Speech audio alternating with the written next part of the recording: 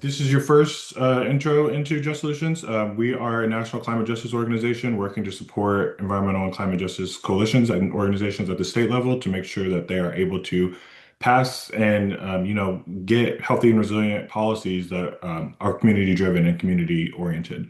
We do that by convening state partners, providing research and policy analysis and technical assistance, and also offering a range of educational programming such as this to make sure that you all are up to date, but also are actually able to talk to folks on one another. We work in about 15 different states currently, and so really excited to bring folks together across the country to really think about what is happening in climate justice communities across the country.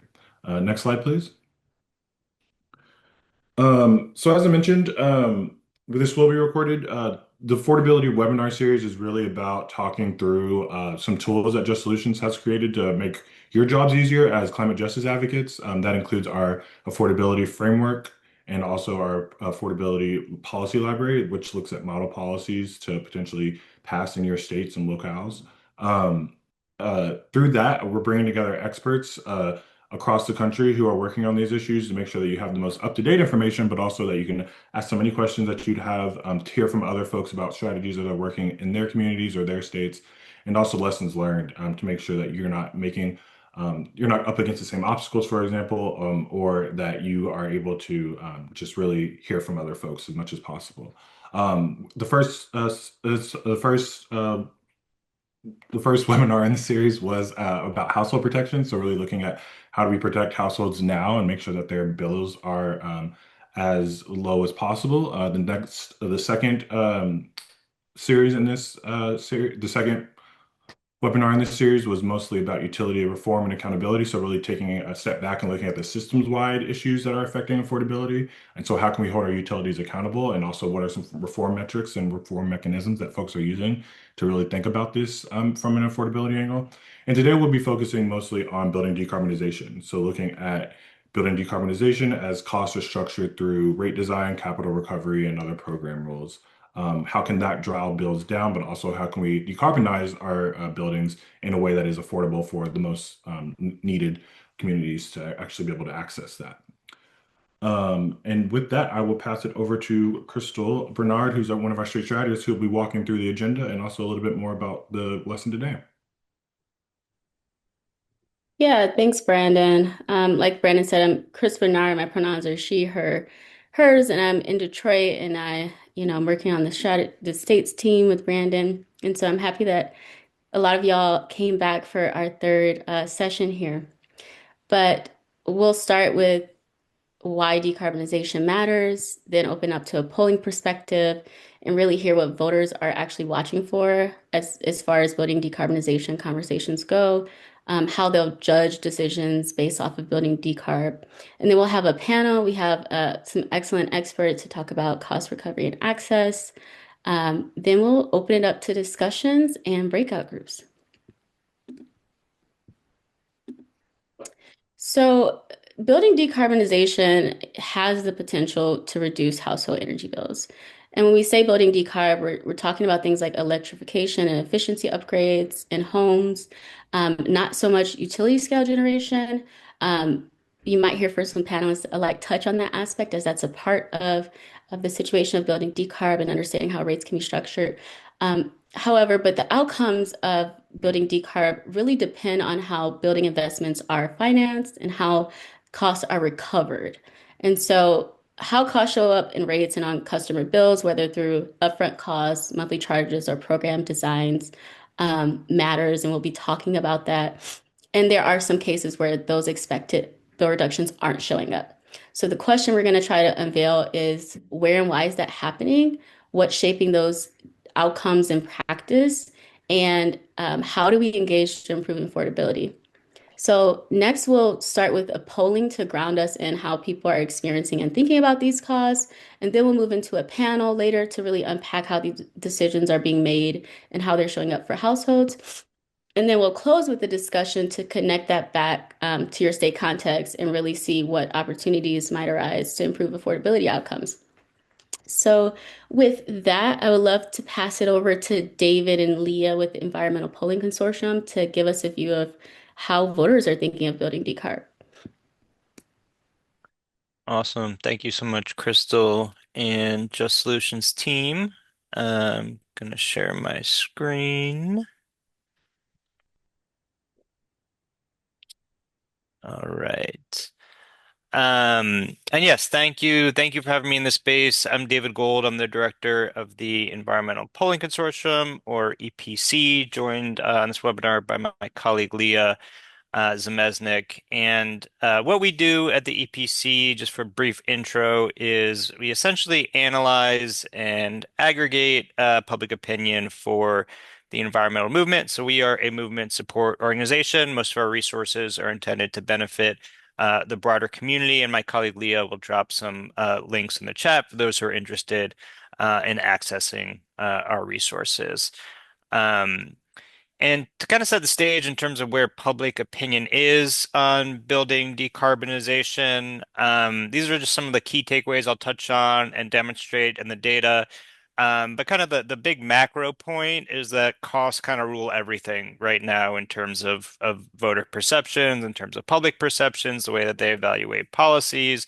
The cost of living is has been for several years now the number one issue on people's mind, and that's only getting um, uh, strengthened and reinforced over time. But a couple of things to know about decarb specifically. One, Americans are generally supportive of electrification. So voters do believe that the government should incentivize building electrification and energy efficiency. Consumers also prefer electric appliances over gas-powered appliances when they're given the choice. And the public is really on board with the idea of building decarbonization up until this is important for our communications, up until you present it as a ban. Bans are very unpopular. It's a term that's been kind of weaponized by opponents of the climate movement, so it's important not to fall into that trap of how our opponents want to frame decarbonization as banning certain things. It's kind of dangerous territory for us to be in. Another important thing to know is that, when it comes to the costs of electrification, of clean energy and energy efficiency, voters are feeling pretty cross pressure. They think that these are good long-term goals that will save people money, but they also associate these things with kind of high upfront costs. And they're especially worried right now that they themselves, rather than utilities or rather than the government, will end up footing the bill for decarbonization in the short term. So we thought it'd be good to start with the data on just kind of the public understanding of this issue. And in a poll that we at the EPC conducted toward the end of 2024, we tested voters' familiarity with a lot of terms related to electrification, energy efficiency. And we found that voters generally have a pretty good familiarity with energy efficiency. Around three-quarters of voters say they understand that term well. So if you're using that term, you can be pretty confident that your kind of average voter, average person understands you. Home electrification is a bit less familiar to voters. Only around half say they understand that term well, and only a little bit more than half say that they're familiar with heat pumps. So those terms do require more explanation. They're not as kind of well socialized among everyday people.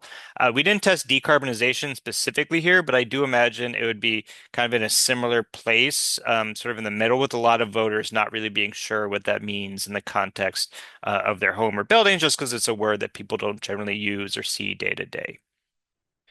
One of the good things that we found in our poll is that voters do see home electrification and energy efficiency as long-term cost savers. So by a roughly 2-to-1 margin, voters said that making home electrification and energy efficiency upgrades available everywhere would be more effective in lowering Americans' energy bills long-term than increasing oil and gas production. So there is this link in voters' minds between energy efficiency and electrification and affordability. In our poll, we also tested a variety of positive statements about energy efficiency and electrification, and we found that voters find our positive statements, particularly around costs, believable and credible. So, for example, 77% of voters say that it's definitely or probably true that increasing energy efficiency in our homes can lower yearly electricity bills by hundreds of dollars. We'd like to see that attitude solidified. 31% say that statement about the cost savings of energy efficiency is definitely true. We would like that definitely true number to be higher. But again, we see that this link between energy efficiency and affordability already exists in voters' minds in a broad sense. We also see here that most voters, 57%, believe it's true that clean energy like wind and solar is now cheaper than fossil fuels like coal and natural gas. And we see that in other polling as well, where people have really shifted to kind of finding it more credible and believable that clean energy is now more affordable than fossil fuels. But we also found in polls that voters are skeptical of kind of opposition arguments. So, for example, we showed people a statement that powering our homes with clean energy like wind and solar will lead to higher electricity bills. Only 39% thought that was true, 45% thought it was false. So, in general, voters are more inclined to believe kind of arguments about the cost benefits of decarbonization than they are to believe sort of opposition arguments. Then moving on to some specific policy proposals. Americans do widely agree that the federal government should set stricter energy efficiency standards for appliances and for buildings. As from a national poll in 2023 that found that Americans support stronger energy efficiency standards by a greater than 2-to-1 margin, 59% support to 26% opposed. So again, we see this broad sense that energy efficiency is a good goal that should be incentivized by the government. When decarbonization is framed as a ban on natural gas, that's where things get more divisive. So the same poll asked Americans whether they support or oppose legislation to ban the use of natural gas in new construction in their communities. And Americans are quite split on that idea, with 44% in favor and 38% opposed. And we see some sharp polarization on this, with the majority of Democrats in favor of a gas ban for new construction, the majority of Republicans opposed to it. In our poll, we also found that voters overwhelmingly said that tax credits for electrification and clean energy that are part of the Inflation Reduction Act should have been kept in place. So for most of those tax credits and rebates, two-thirds of voters or more said that the incentives should be kept in place. We obviously did not win the fight over the federal IRA repeal, in large part, I think, because voters just never ended up hearing a lot about these incentives. So there wasn't as much of a political cost to vote to repeal them. But that larger idea that the government should help people cover the costs of electrifying their homes and making their homes more energy efficient, that still has broad public support. And then moving into people's choices and concerns around decarbonization. If you ask Americans what version of an appliance they prefer if they had a choice, Americans pretty consistently say that they would rather have electric stovetops, electric furnaces, electric water heaters, and gas-powered ones. You might recall conservative politicians trying to turn gas stoves into a sort of culture war issue a few years ago, and they did succeed in rallying Republican voters against the idea of banning gas stoves. But the problem with that is that most gas stoves in the country are on the East Coast or in California and pretty deeply Democratic states. So the Republican voters who got angry about a hypothetical gas stove ban generally lived in, states like Florida where 90% plus of people are already cooking with electric stoves. So it was all kind of nonsense, and most people prefer to use electric appliances anyway. When we asked voters what might motivate them to make energy efficiency or electrification upgrades to their homes, 65% said that saving money on utility bills was a motivating factor, far more than anything else. So this is yet another data point showing that, voters do connect electrification and energy efficiency to lower household costs. On the flip side, when we ask people what would prevent them from making electrification or energy efficiency upgrades, the number one answer was that the upgrade costs are too high. So there is a clear tension here where people see, decarbonization as a long-term cost saver, but also one that comes with short-term costs that they might not be able to afford right now. This is actually quite similar to the story that we see in polling on clean energy in general, where voters are more likely to associate clean energy with long-term cost savings than short-term cost savings. And then the last data that we'll show, which I think reinforces how voters are feeling cross-pressured about the cost of decarbonization. This is from a recent poll of voters in New England by the Barr Foundation. And they found that voters widely support requiring utilities to generate more electricity from clean energy sources, and they also widely support increasing participation in their state's clean energy and energy efficiency programs. At the same time, voters widely agreed that it would be a good idea to reduce the amount that utility customers pay on their utility bills for programs that support energy efficiency and clean energy programs. So broad support for these clean energy and energy efficiency programs, but also resistance to having consumers pay for them. And that's kind of just in the moment we're in right now, where voters are feeling very, very cost conscious. So we'll leave you with that, which I think kind of sums up where the public is on this topic. People want their homes to be powered more by clean energy. They want to increase energy efficiency, and they think these things will save them money in the long run, along with electrification. They just don't want to personally have to pay for the investments that make that possible. So I'll close there and thank you. Thanks so much, David. That was really, really informative and also just kind of validating some thoughts that a lot of people in their communities are already hearing. So right now we'll pivot over to our panel. In the previous sessions we've done, these have mostly been presentations, but we wanted to make this a little bit more interactive, so we'll now be hosting a panel.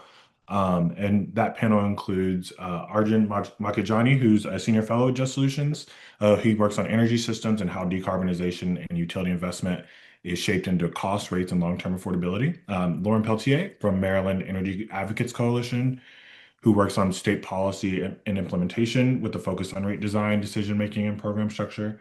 And also Garrison Davis from Push Buffalo up in New York, who works on housing and energy programs, supporting electrification in communities with the focus of low-income households. There will be a Q&A session for the panelists and David after the panel as well. So feel free to use the Q&A chat so we can keep tabs of those. But also at that point, you can also raise your hand and ask questions then. But I will now be doing some spotlights for folks. So let me just do that really fast if I can find them. Perfect. Awesome. Well, thank you so much, panelists. Really appreciate you being here today. To be honest, we're really focusing on like when does building decarbonization reduce bills and when does it not? So focusing on the building side and how those decisions show up in household bills and access to programs. So Arjun, we'll start with you kind of to help frame how these cost dynamics are playing out at a system level, if you would like. Thank you. I'll just say a few things. I know Laurel has more details. She keeps track of things on a bill by bill level, and we have been colleagues for many years. Um, anyway, the building decarbonization can be seen broadly in two buckets, three buckets. One is you decarbonize like putting solar energy on your rooftop, so you're creating clean energy in your house and reducing the carbon content of your. The second bucket is this electrification, getting rid of the gas, putting in heat pumps. And the third bucket is retrofitting efficient appliances, insulation. So these are the three buckets where the expenses go.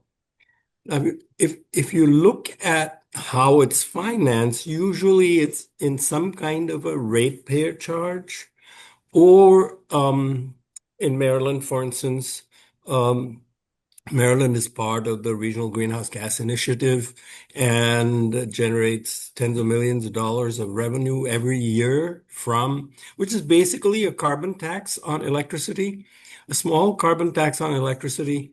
And it is used to fund energy assistance. About half of it goes to reduce low-income households' energy bills, those who apply.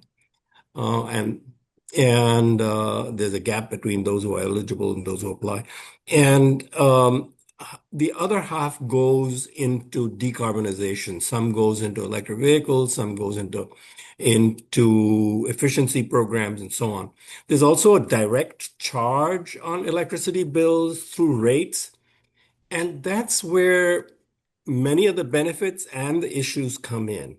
So, for instance, if you look at electrification of heating, the people who are best in position to benefit are the homeowners who can change out their gas furnace and then replace it with an efficient electric device. And then they get, depending on like a geothermal heat pump in Maryland will get you $3,000 from the state, and it'll get you some money or used to get you some money from the federal government as well. And so, but only those who are homeowners can do that, and you have to put in upfront costs, so low income homeowners. So while the overall system benefits, you don't have to build more generation, you're buying less gas, the benefits tend to be skewed toward the middle income and higher income groups. And so lower, it's in a way operationally regressive, even though system-wide beneficial, because low-income people are benefiting, and especially if they are renters, then, and most low-income people are renters throughout the country, they're not in a position to take care of, benefit from it. The other parties that don't benefit that much are rural because of the scarcity of the expertise. It's very difficult to get out there. It's costly. And so it can be quite hard for people to benefit from these programs. That gives you a little bird's eye view of what's going on. Overall, all of these things are very beneficial to the system and important for decarbonization. And but we still have to figure out how to distribute the benefits equitably. Yeah, absolutely. Thanks so much, Arjun, for that framing. Laurel, I'm curious about how you as an advocate are seeing this show up in practice. So if you'd like to talk a little bit about what's happening in Maryland, and share that with the folks. Yes, thanks. This is nice to be on this panel. I just to share what I do. I do work as in policy. Uh, Arjun and I are on an energy advocates coalition in the state with pretty much anybody that touches anything to do with a utility bill, and we do focus on low income. And what I'm learning is if you know anything about utilities these days, you're not just focusing on low income because every single person in the world wants at any income level is calling and saying, "What is going on with my energy bill?" So I talk with and help thousands of people. Uh, Arjun's just spot on. We are in a pretty progressive state. We have had an Empower energy efficiency program since 2008. It has been relatively well funded for the middle and upper incomes. And those are, it's the devil in the details. It's the middle and upper income in our state is serviced by the utilities. Each utility is required to service middle and income. And then our Department of Housing and Community Development, we call it DHCD. The utilities used to do low income energy efficiency, and they were just like, this is not working. So in 2012, they sent it down to DHCD. And I 100% support what Arjun says. It tends to be environmentalists with decent paychecks, a lot of passion in making the world better, decarbonizing their lives. They just naturally gravitate to this. And um, I see, without a doubt, that's probably 15% of our state. Low income is really the single family is struggling for exactly what Arjun said. We have 60% renters in our state where we are seeing finally, after all these years, in the multifamily units, because of some policies that are regulatory that did ban things. It's called Building Energy Performance Standards. In one of our biggest counties, we are seeing a lot of landlords in multifamily units start really using this energy efficiency program, and mostly windows, insulation, not as many heat, well, actually some heat pumps, but it's literally just started. So it has been a frustrating, to be honest. And everybody pays into it through, well, Reggie, but every single ratepayer has a pretty decent Empower surcharge, including low income folks. So devil's in the details, and there's a lot of work to do to make this better. Absolutely. Absolutely. Thanks so much, Laurel, for that perspective. Both of you, Laurel and Arjun, talked about how low-income communities are largely uh, not engaging in these potential benefits simply because program design is a problem with regard to access, right?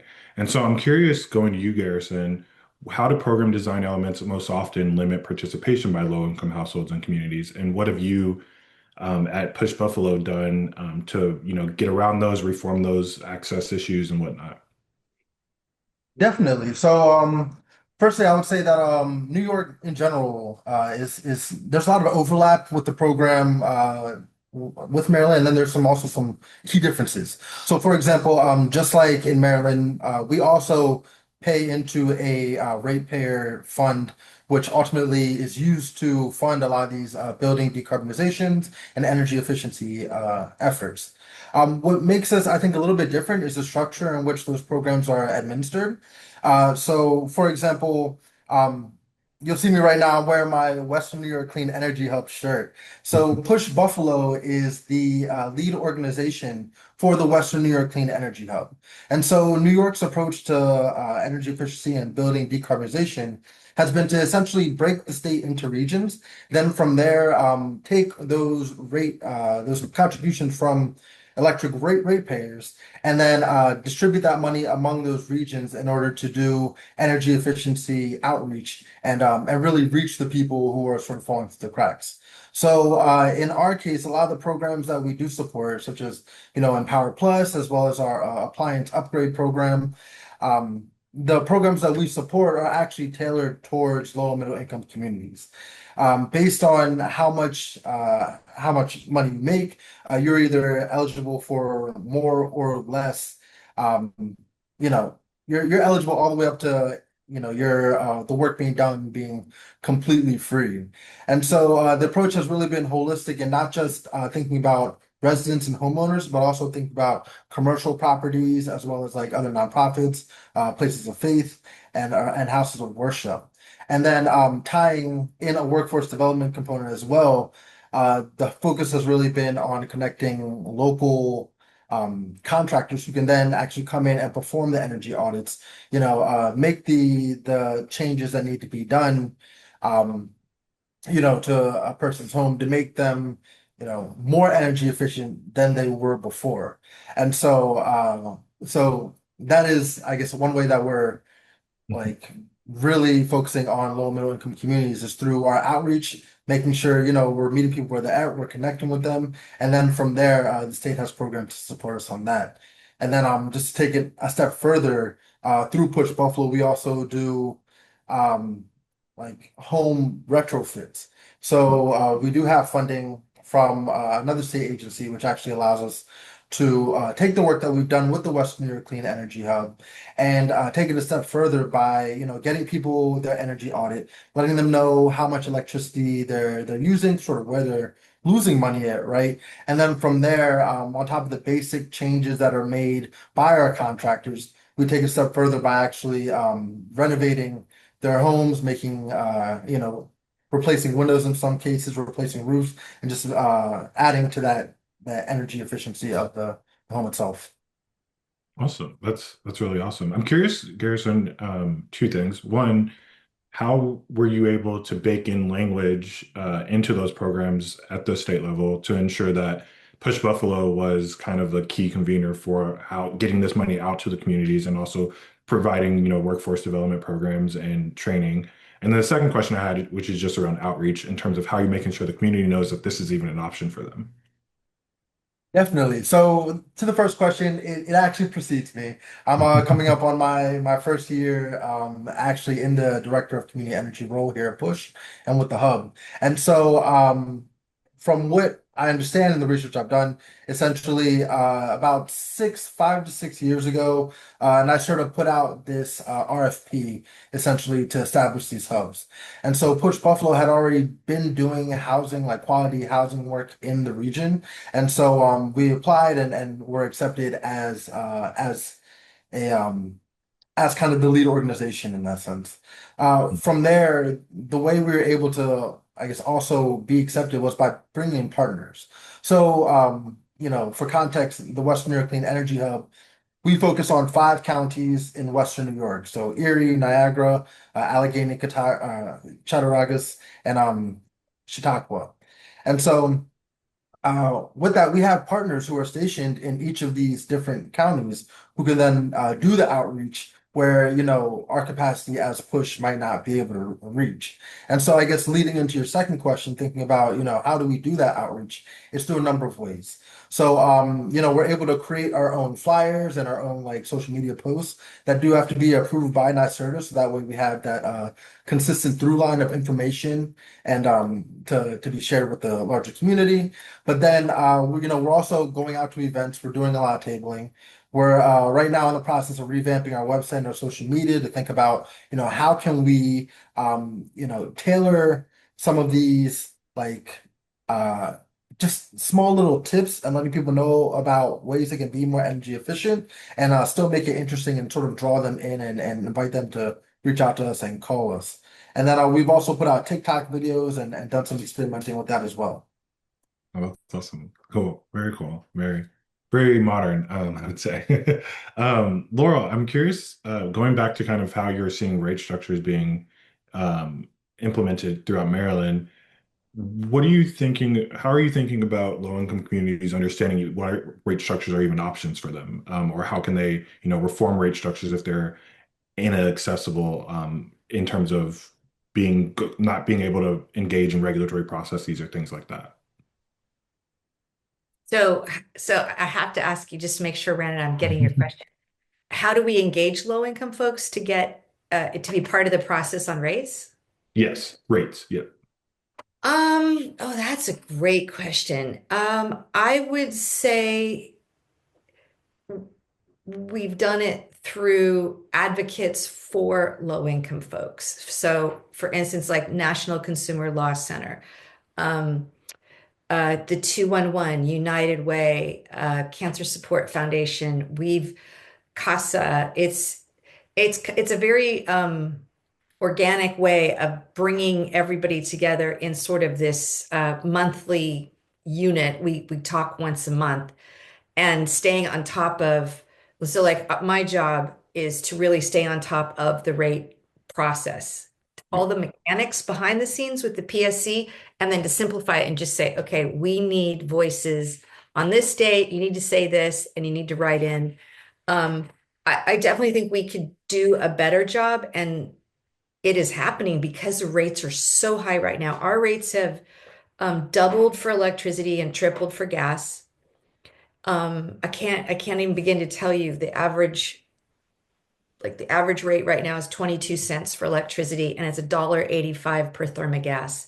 So we're looking at people with energy burdens just skyrocketing. So we are starting to get more consumer participation, and we've got a PERG, a really great team that we're actually going out and getting real everyday people. Mhm. And I would say that's because people are that mad. You just have to go onto social media and Yeah. give them so. But in our state, well, we're doing something which I believe New York has, and so a few other states is we are implementing low income rates in January. Mm. So that was a very concerted effort on our coalition, including Arjun, for last 3 years. We've worked really hard with the PSC and with the utilities and the stakeholders to ensure that limited income rates would happen and would be executed really well. So, I mean, we are looking at a big fix coming, and it couldn't happen a single minute faster here in this state. Got If I it. might Thank just you. say Arjun? one Yeah. more thing. Laurel is the chair of the Maryland Energy Advocates Coalition, and does just an amazing job. But this program that she just mentioned, it has the potential. I think it's, to my knowledge, the best in the country, and has the potential to bring essentially all low-income people, because of various other things that have been put in place, to into a program that will ensure that everyone has energy cost burdens less than 6% for electricity and gas. Now, it's going to fall short of everyone, but I think it has the potential to get close in a couple of years. Uh, the the the difficulty in representation, is, you have to be like Laurel. Laurel is in the trenches working with individual low-income people and helping them apply for assistance. So when you have that kind of knowledge, and then you're an advocate in the ratepayer arena, and I imagine it's the same with push, but then you can be really effective, and that's why I think the coalition is effective. Even though the advocacy is by organizations like uh, Maryland, Clean, like the National Consumer Law Center and so on. Got it. Yeah. Okay, great to know. Cool. And then so the last question, this will be for each of the panelists, is there one decision or policy area that advocates should think about pursuing specifically that will most affect affordability outcomes? And I'll start with you, Arjun, knowing that you have a national kind of point of view. Sorry, I was reading one of the comments there, trying to answer a question. So could you repeat the question, please? Yeah, is there one policy area that advocates should think about pursuing that will most affect affordability outcomes? Obviously, if it's within context of their state, but basically asking like, what is your favorite building decarbonization affordability strategy? Well, I think building decarbonization is one part of affordability. I think the short term, the foundation of affordability has to be guaranteeing that everybody has an energy burden less than 6%. And there's a regressive part of it, usually because it comes out of rates. The next job we have to do, for instance, in Maryland, is to try to convince the legislature that that money should come out of taxes and not rates. So people, who are just above the eligibility aren't paying bigger bills to, Yeah. you know. But in terms of decarbonization, I think um, community solar, and here Maryland is a pretty good example. Low-income people who enroll are guaranteed a 25% discount on their electricity bill. So community solar is a very good approach. I think the participation of low-income households in demand response should be accelerated, but I think you need the infrastructure for that. You need the smart thermostats, you need the electrification. But I think the potential for demand response to give control to low-income people of their own bills and to significantly lower their bills is very great. But we're not focusing on it as a policy, generally not to my knowledge, enough anywhere. It's like air conditioner cycling, but much broader. So those would be my, community solar very important, and demand response could be just as important, but isn't yet. Yeah. Garrison, your thoughts? Yeah, I mean, frankly, I couldn't agree more. I mean, community solar, hands down. Like, that is the best way for people who are, whether you're a renter, whether you're a homeowner, whether you're, like anybody who pays an electric bill, ultimately, that's the best way for you to bring down the cost of electricity for everyday people. And then, like, on top of that, the guaranteed incentives or guaranteed savings for people within certain, LMI communities and areas. I mean, that in itself, that's so important, especially considering, the world events happening right now, and we see immediately what happens. We cut off our IRA. We see, solar essentially scrambling to sort of, survive, and then now we're having effectively an embargo on oil coming from the Middle East, and so with that. The only way to avoid that would have been to have solar and storage and building up that storage capacity to make it happen. So between that and then, I mean, just taking it a step further, I mean, I would say it's definitely I'm thinking about building codes, right? Yeah. Thinking about what are the requirements to build new homes. We know that, housing is absolutely vital right now, and there's a shortage across the nation. But as we're building new homes, thinking about, building them to passive house standards, making sure they have the correct type of awnings, making sure that the windows are up to date and that the door jambs fit in the correct way. And quite frankly, I'm putting more money into that rehabilitation and um, retrofitting of homes as well. So Got it. Totally. And lastly, Laurel?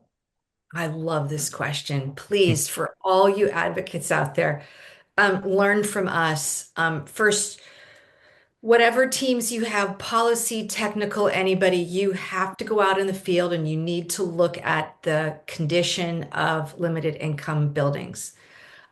It's and work with reality. Um, Many people are renters, and we have not figured out renters. And a big shout out. So we're retrofitting a lot of what I call beater heaters. Um, Beater heaters are all over the East Coast. They're just old gas furnaces, homes with no ductwork. And then we walk in and like, let's electrify. They don't even have ductwork. Half the time the electrical panels are, you don't even want to see some of this stuff. And the costs just go through the roof. And a big shout out, some technology you have to learn about before you get into this is from the state of New York, is from NYSERDA, where they did an energy challenge.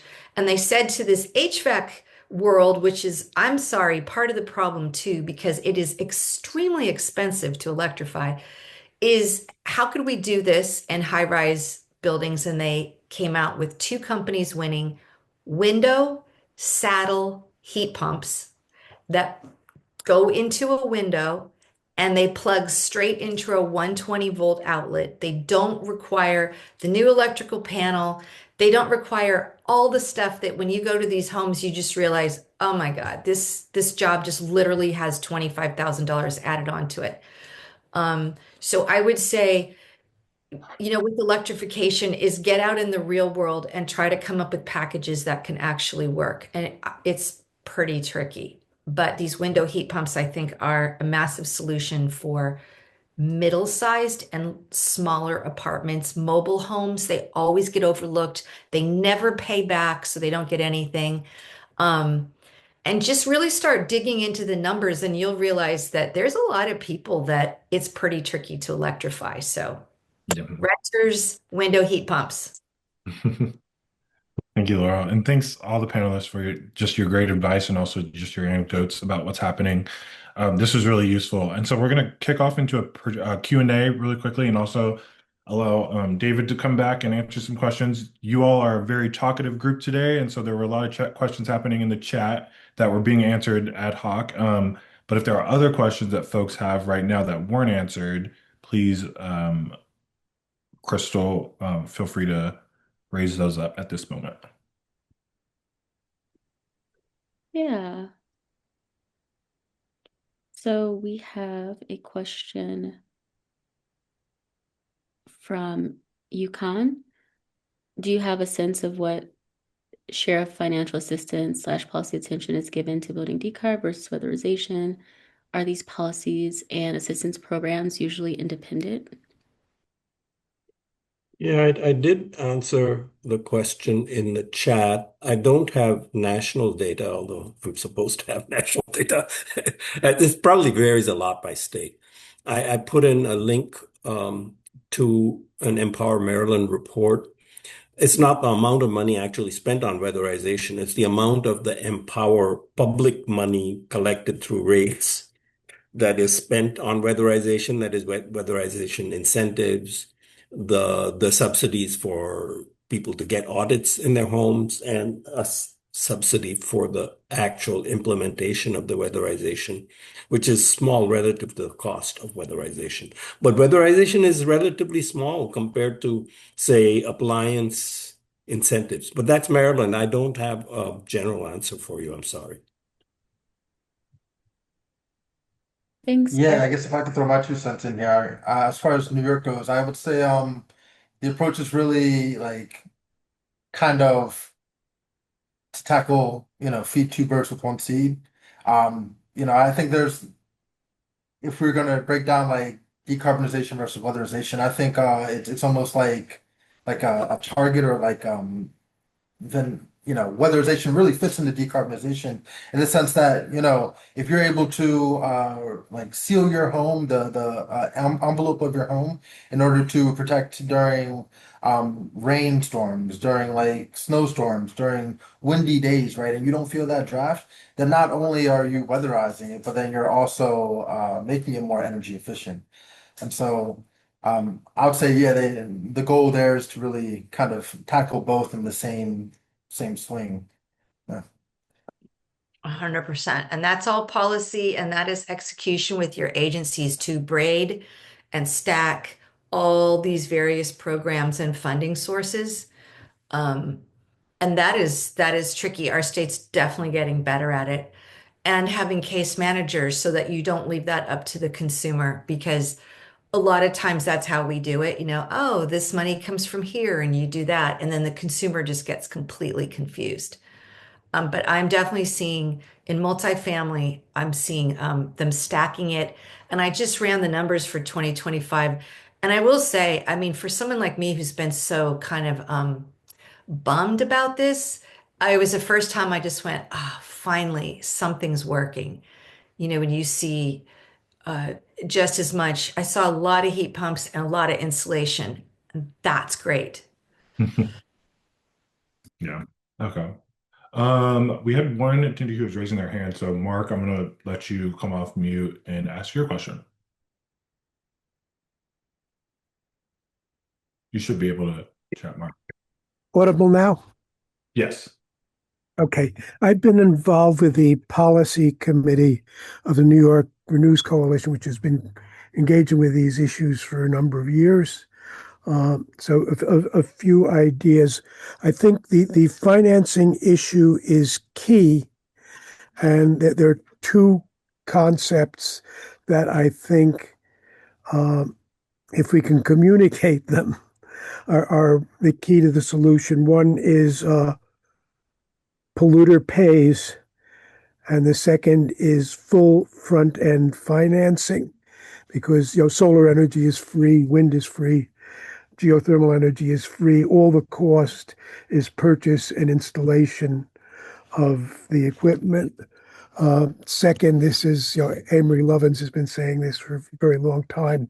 Efficiency first, fastest, cheapest way to reduce emissions, and it reduces the burden on renewable energy supply.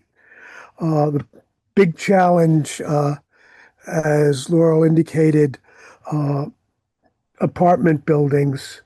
There's a very interesting idea uh, that David Roberts discussed about a year and a half ago. I think NYSERDA was piloting in Syracuse, I believe. I don't know how that's doing, but the idea where you have a multi-unit residence, especially, you you do the retrofit in a shell on the outside of the building with not only insulation but also HVAC, which Amory Lovins noted is important for optimization. And because most of the buildings will be there by mid-century or already built, the retrofits are crucial. So the financing is crucial. Uh, a way to do polluter pays is a cap and invest system, uh, which the Hope administration initially proposed and then reneged on and refused to release their draft plan, which was written. And a number of groups, Push Buffalo was one of them, sued to get that release. We won in court. Instead of following the law, Hochul appealed. Mhm. So that if it's done right, that can be a polluter pays solution.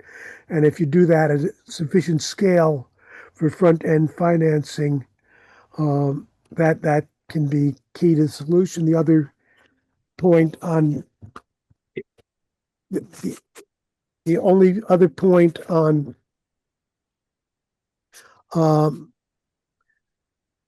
in technical point is that ground source geothermal is more thermodynamically efficient but more expensive. Community scale geothermal may be optimal. David Roberts wrote about that a couple of years ago. Okay. Thank you, Mark.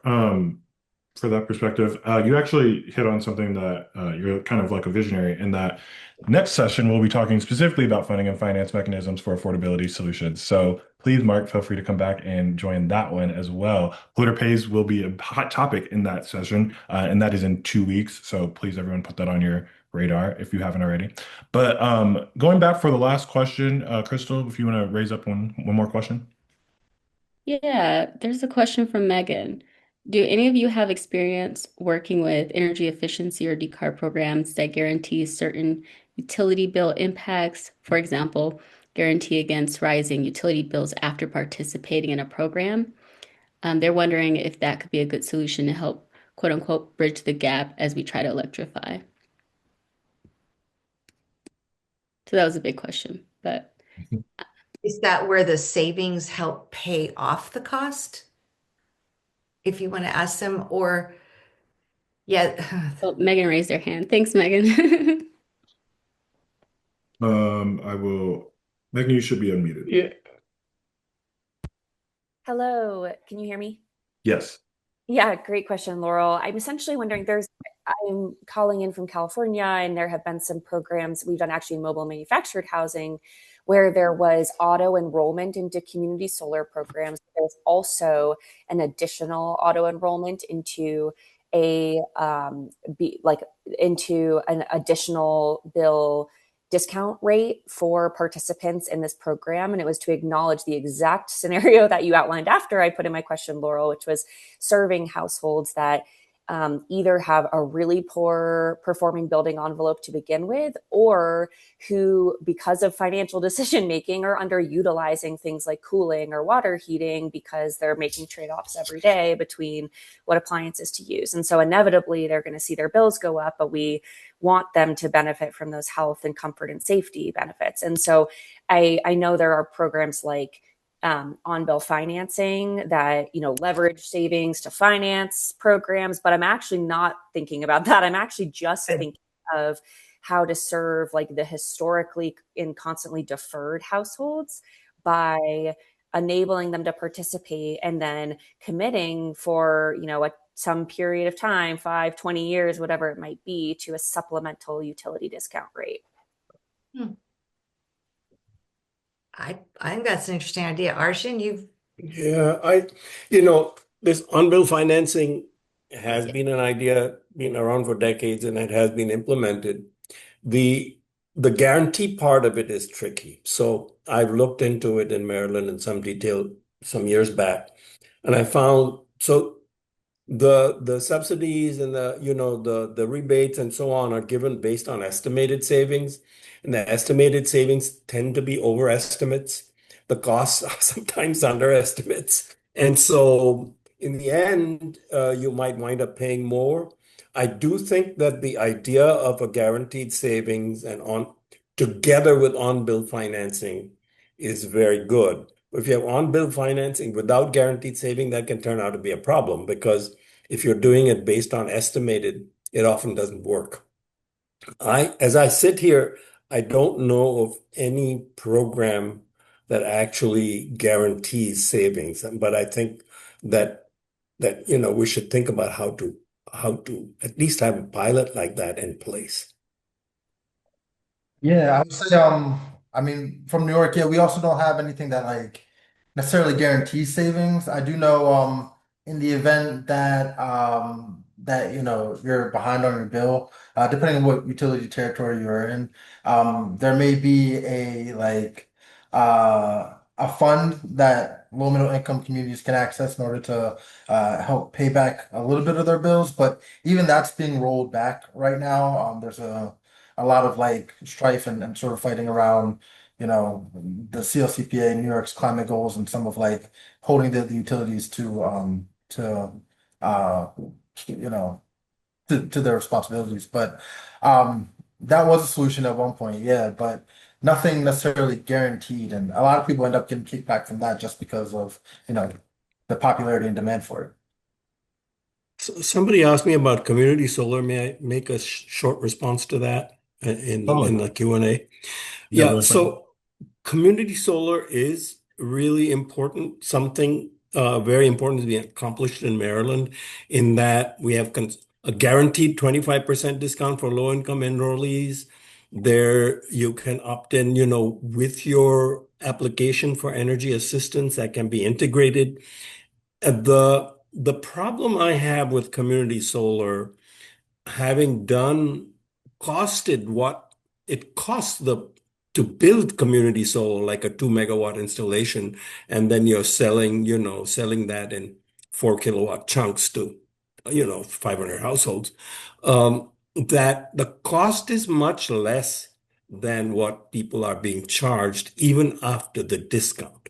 So they keep the solar renewable energy credits, they keep the tax credits, they keep all the rebates and incentives. When you factor that all in, I don't think the typical design of community solar is right, that it is geared to electricity rates and then goes up with electricity rates. So you're always getting a discount, but your rate is going up. It shouldn't be going up. There should be some kind of Office of People's Counsel overseeing what did it cost to build this thing? What's a reasonable profit? Similar to say what a utility might get. You might not like that, but if you agree to that, Wall Street finances it, they get their 10%, your rate is going to be in a well-done program a lot less than what we're paying for community solar. So I think the savings could be much better, but our program design is not right.